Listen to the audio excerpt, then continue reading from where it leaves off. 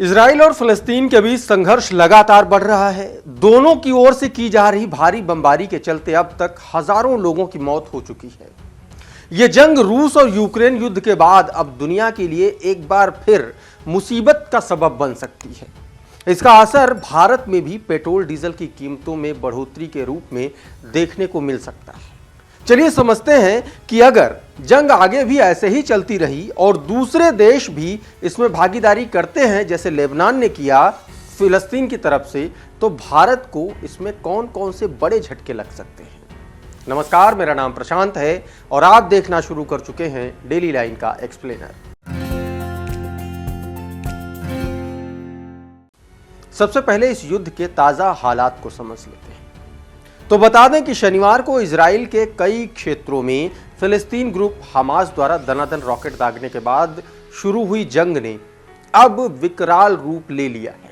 Israel ने भी Gaza पट्टी पर ताबड़तोड़ हमला किया है। साथ ही गाजा पट्टी पर पूरी तरह से इजराइल का कब्जा हो चुका है। इजराइल हमास के बीच जारी वॉर की खबरें जहां दुनिया भर में सुर्खियां बनी हुई हैं, तो इससे बढ़ने वाले संकट पर भी चिंताएं बढ़ गई हैं और दुनिया टकटकी लगाए बैठी हुई है। इस युद्ध से ग्लोबल स्केल पर लगने वाले झटकों की बात करें तो सबसे पहला असर कच्चे तेल की कीमतों के इजाफे के रूप में दिखाई देने भी लगा है। इस संघर्ष की शुरुआत के बाद से ही अब तक क्रूड की कीमतें 4% से अधिक बढ़ चुकी हैं, जिससे कच्चे तेल से समृद्ध क्षेत्र यानी कि रिच एरिया से पोटेंशियल सप्लाई के झटके के बारे में चिंता बढ़ गई है।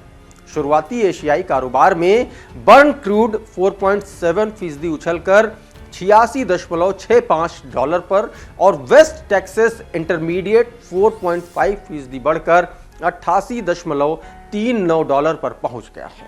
गौरतलब है कि ब्लूमबर्ग की एक रिपोर्ट के मुताबिक अगर यह संघर्ष ईरान तक फैलता है तो फिर तेल की कीमतों पर असर और ज्यादा दिखेगा।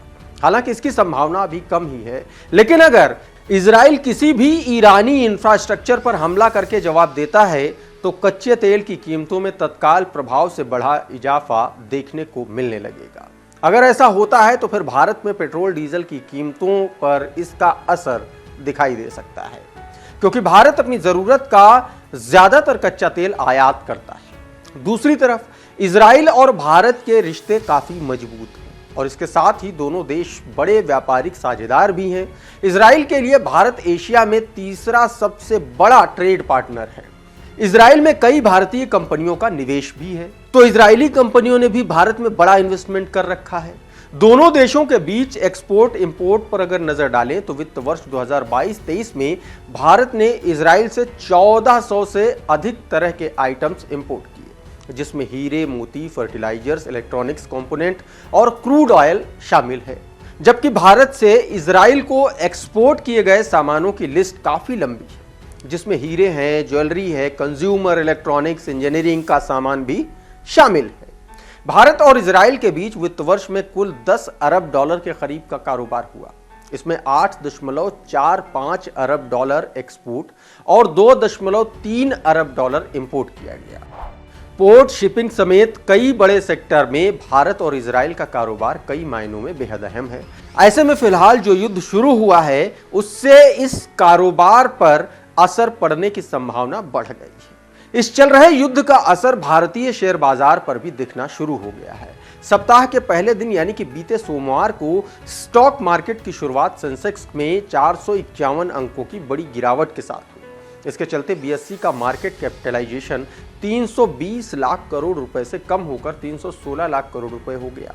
यानी कि कुछ ही मिनटों में बॉम्बे स्टॉक एक्सचेंज में लिस्टेड कंपनियों में पैसा लगाने वाले निवेशकों के 4 लाख करोड़ रुपए डूब गए।